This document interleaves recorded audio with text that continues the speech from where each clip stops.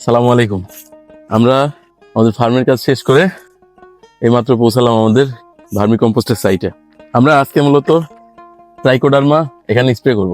অনেকে আমাকে বলছেন যে গোবরে ট্রাইকোডার্মা ইউজ করলে কেঁচোর রিপ্রোডাকশন সিস্টেম নষ্ট হইতে পারে অথবা কেঁচো মারাও যেতে পারে, কিন্তু আমাকে শেখানো হয়েছে এইভাবেই যে ট্রাইকোডার্মা আসলে কি করে। ট্রাইকোডার্মার কাজ হচ্ছে ক্ষতিকর যে ব্যাকটেরিয়া আর ফাঙ্গাসগুলো আছে সেগুলোকে নষ্ট করা, আর মাটিতে বা গোবরে তাদের কলোনি তৈরি করা। এখানে আমাদের কেঁচো ফাঙ্গাসও না, ব্যাকটেরিয়াও না। সো সেই হিসেবে আমরা ট্রাইকোডার্মাকে মোটামুটি আমাদের কেঁচোর বডিগার্ড বলতে পারি। কেঁচোর ক্ষতি কেবল তখনই হতে পারে যখন আমরা ট্রাইকোডার্মার ডোজ অতিরিক্ত পরিমাণে দেবো অথবা কেঁচো থাকা অবস্থায় ট্রাইকোডার্মা স্প্রে করবো, কিন্তু আমরা দুটোর কোনোটাই করতেছি না।